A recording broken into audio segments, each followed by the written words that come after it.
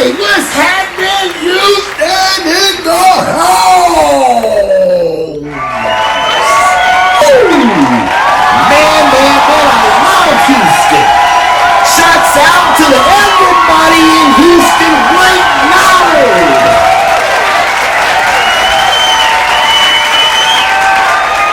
now. Now let me say this to you motherfuckers down here.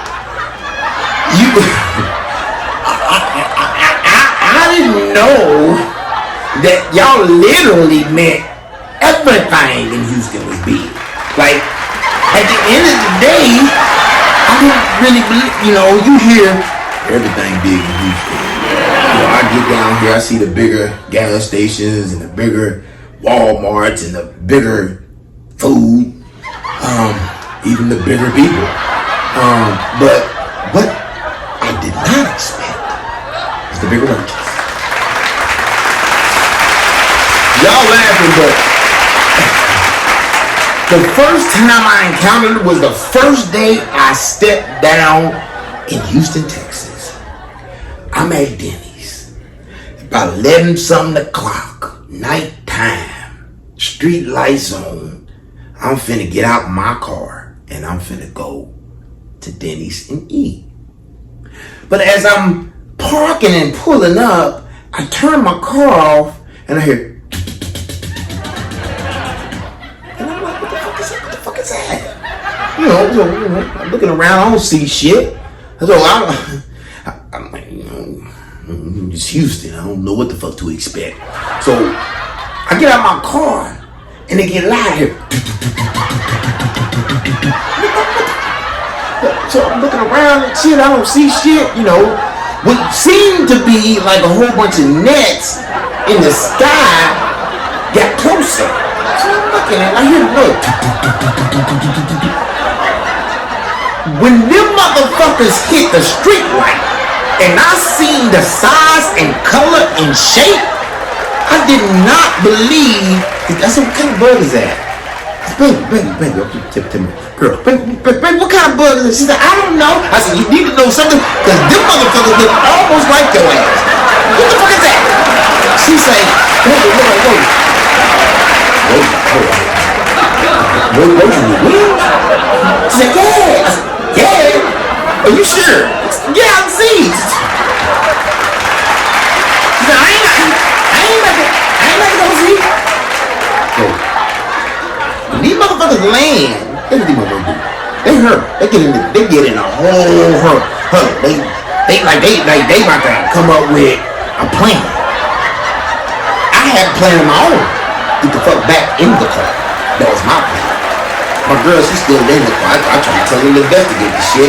She didn't want to. So I see shit. I get the fuck back in the car. I don't want to be a part of this new shit in Houston. Because just like I learned this later on down the line, being here 2.5 years, that when you have good people, you also have bad people. And just like good and bad people, you got good and bad roaches. And I did not know that you had a diversity in roaches. I just thought roaches was the same. So when I called myself encounter the nice roaches, because you got some nice roaches. Now, don't get me wrong, you got some. Now, I know like people don't like roaches and stuff like that, but you got some roaches that got good attitude. Like when you walking down the sidewalk, you got some roaches that'll get the fuck out the way and then keep going like, I know you bigger than me, you step on me and smash the fuck me up. So I'm gonna get the fuck out of your way. And then you got those roaches that's like, nigga, you need to get the fuck out of my way before I bug your motherfucking ass. You got man, hold up.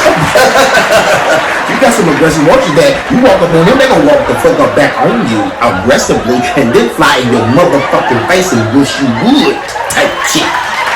You feel what I'm saying? That reminds me back in my days, before I gave my life over to Trump. I gave him like 50%. Boy got 30%. Like, I know I still earning this thing. He was very good. I love that. So at the end of the day, when it comes to me trying to get my life on my own, I'm opposed to it. And Lord take payments now. I do like giving like 5% a year, 2% a year, stuff like that. You know, pretty good. I communicate with my father, talk to my father in heaven like I do my mother on earth. And so at the end of the day, I like to tell God, you know, exactly how I feel. And the Lord know my heart, you know, He know my intentions. And so, you know, I even tell God, Lord, I know I owe. I know I still owe like 30% of my life, you know. But I gotta live in order to get to you. Lord, you know, I can't, you know, if I'm dead and you're good to you, I can't pay you everything over me. So, do it up on that.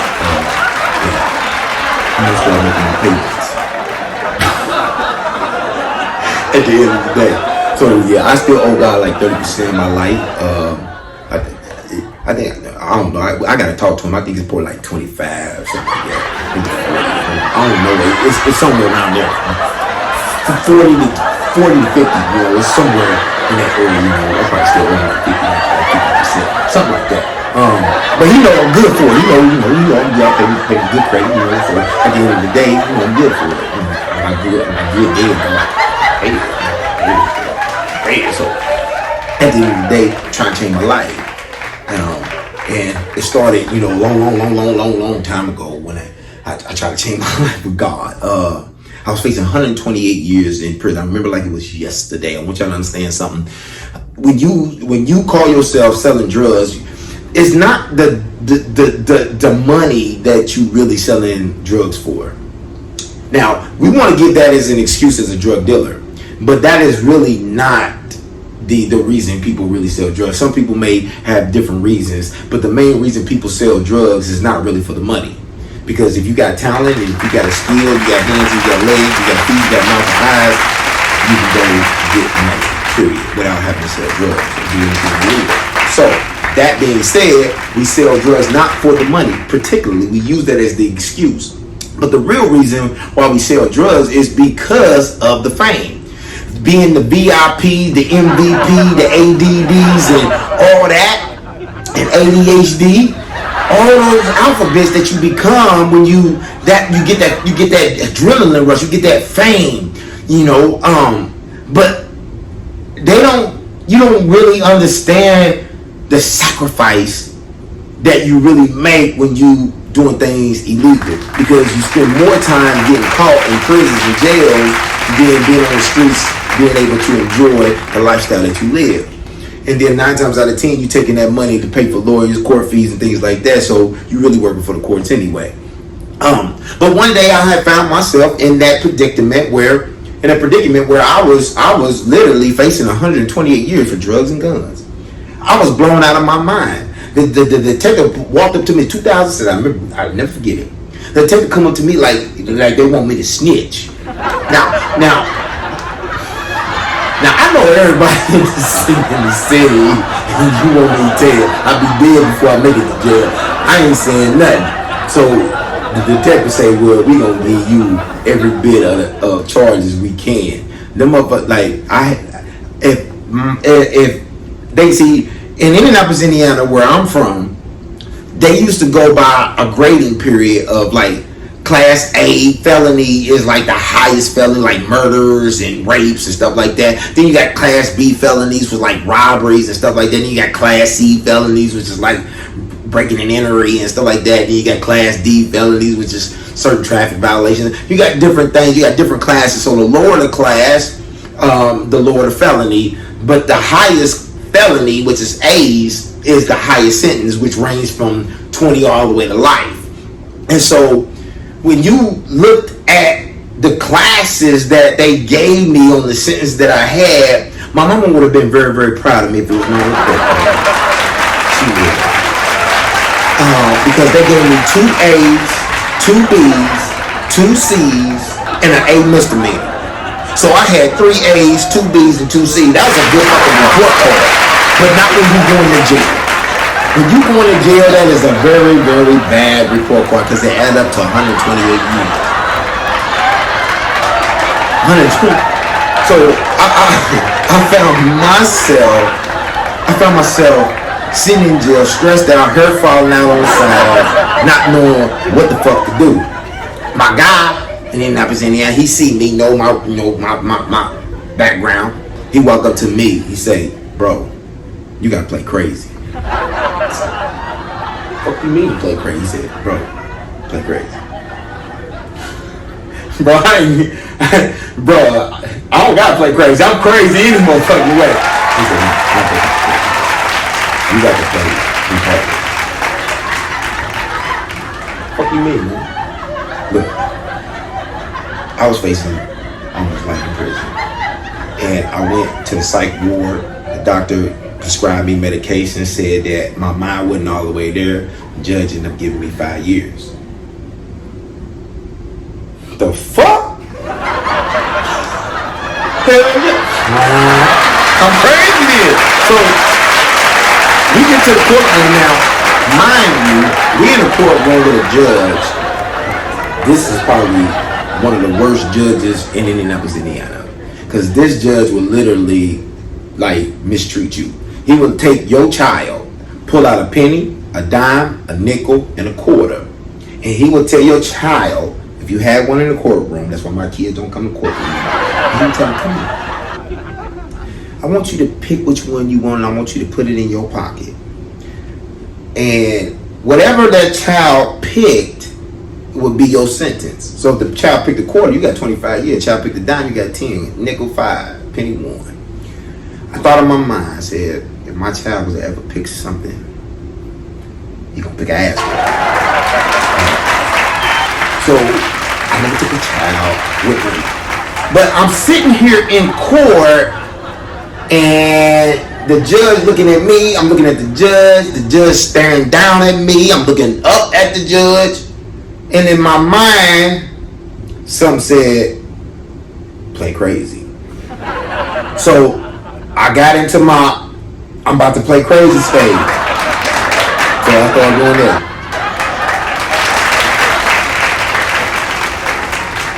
And they looking over at me. My public pretender is about to invite himself into the system and say he's representing me. Now, mind you, he's a public pretender. At the time, I didn't have a real lawyer yet. He's trying to get me in the court to sign a plea for 30 years. That's the first plea they gave me. 30 years. I'm 22 motherfucking years old. I'll be 52 when I get out. I'm still supposed to be in that motherfucker right now if I was signing that plea. So, me thinking 52, I said that won't do. So I did not do it when he come to me with a 20, do 10. That kind of was like a little easy on me, but then I said, well, damn, I'll be 32 years old. That's half my life. I'm only 22. I'm missing most of the best parts of my life in the 30s. You know what I'm saying? So I said, I'm going to sit back on that. Now, I know I'm facing 120 a year. This is what the judge say to me.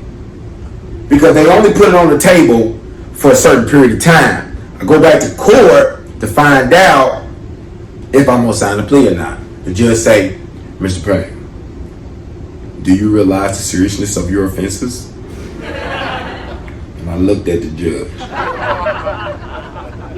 He said, Mr. Payne, do you realize that the prosecution is offering you a plea today of 30 years? I'm still looking at the judge.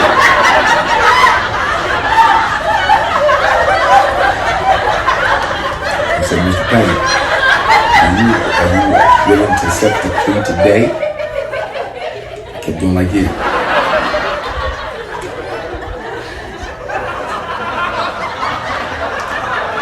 So the judge say, Mr. Payne, I need you to give me an answer. Are you willing to accept the plea today that the prosecution is offering you? Because today is the last day for you to sign the plea. And I'm going to just state that if you get found guilty in trial, I am going to give you every single bit of your time. When the judge said that, something in me said, it's time. So I looked at the judge and I said, no!